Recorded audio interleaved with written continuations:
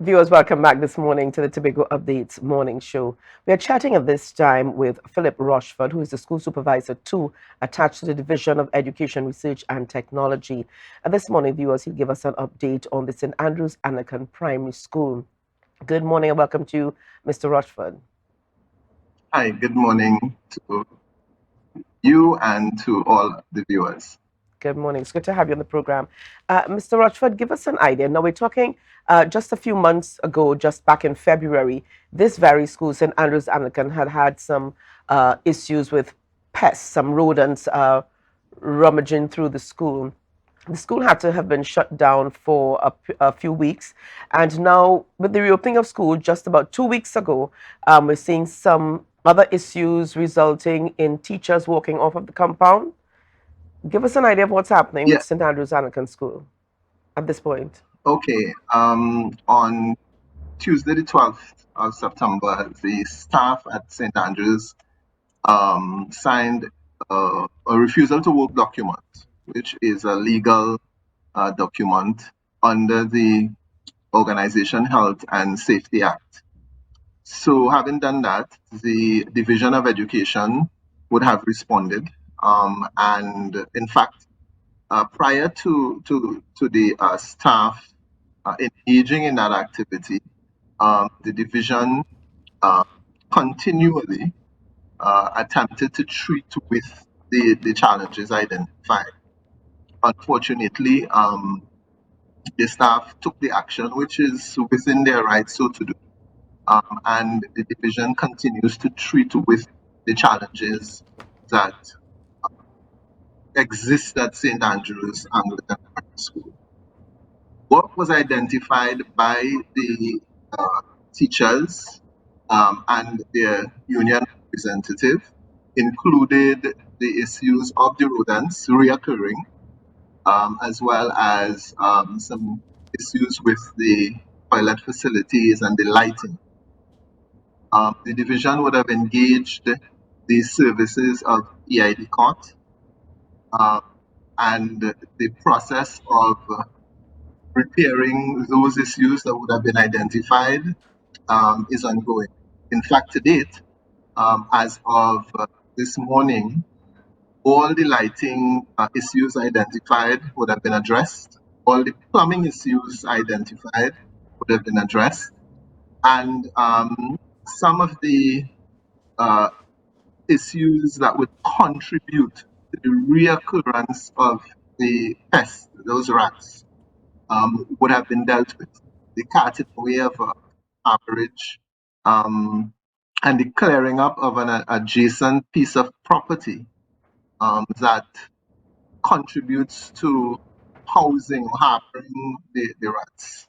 And we also have the assistance of the public health department, and they are doing a pretty good job in terms of assisting us with eradicating these pests. But the situation also involves the community because the school is within the community, and within the community, as would have been identified back in February by public health, there was a little challenge with garbage disposal, which the public health department have addressed and continues to address. So, schools operate in communities, and all our stakeholders are important. And what we try to do is to engage all the persons involved to ensure that we have minimal disruption in terms of the school. So, we are attempting to continue to address all of those challenges. And at this time, the school would be um, baited today. Actually, the public health department will be putting down additional baiting today. Um, and over the weekend, we would have whatever carcasses of the rodents removed, and a deep cleaning and sanitizing would be done so that school hopefully will get running again on Monday morning. And do you believe that the weekend is sufficient time for this deep cleaning and sanitization to take place to have school resume on Monday? Yeah, I think it is. I would want to really commend the contractor and the project management team from EIDCOT. They would have worked assiduously to treat with those things that were identified. There's another layer to it as well, because of the refusal to work, the USH agency is involved, and they would have to do an inspection to indicate um, if they are satisfied with the response in terms of eradicating the challenges, and they would also indicate their approval for reopening. So we are working with a number of agencies, OSH, the public health. We also have, of course, as I mentioned, the IDCOT as managing the project. And I do believe that it could be done in time for Monday. Yeah. Okay, what sort of effect does this have on what sort of effect does this have on the school system, the school schedule, or the school curriculum? We're talking this a shutdown, a few days. We understand. I mean, you've been a teacher for a number of years, and you understand that Yeah. a few days out of the teaching system or the teaching system or the regime could affect the students. What sort of effect do you believe it would have on the children and even the staff? Because again, I think for, school just reopened. yeah, I think I mean psychologically there would be an impact, but I do believe, fortunately for us at St. Andrews, they would have a system, an online system in place that following the pandemic, they did not just go back into face to face only, but there are teachers there who, because of the level of their commitment and also their understanding of what is required in this era in terms of education, would switch to the online mode to try and keep their students engaged. Now, we have those students who would have been entering the St. Andrews Anglican for the first time at the infant department. And so, yes, they would be a bit disadvantaged because they were just entering the system, and Yes. they would not have had that online interaction.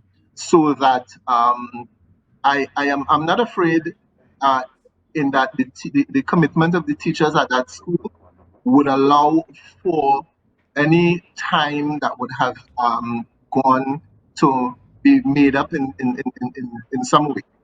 Yeah. And of course, at the division, we will continue to work with the school's administration and the other stakeholders, including tutor, to ensure that we have minimal interruptions at the school going forward. Okay, I want to thank you so much, Mr. Rochford, for taking the time to chat with us this morning. So we said we are hoping, in fact, hopefully, on Monday morning, school everything should be back up and running as normal. Yes. Yes, that's our plan. That is our plan. Okay, thank you so much for chatting with us this morning. We do appreciate it. Thank So you. we're certainly going to be following that situation there at the St. Andrews Anglican School to ensure that things are back up and running and that teachers are back out and students are free to be back out on the compound again. Thank you again. Okay. Well, viewers, and that's very interesting, and I have to commend the teachers for taking a stand and indicating, what was acceptable and what was not acceptable for them. And I'm not saying that everybody, I guess it's based on the situation, but really, you have to decide what is acceptable for you in terms of your working conditions. You either sit and accept it or you do not. But if you are not going to accept it, say something, do something about it. Don't just sit down and complain about it. Make a stand, do something about it. All right, we're going to take a quick break, viewers. Lots more coming up this morning on the Tobago Updates morning show. So share the live, share the live, share the live.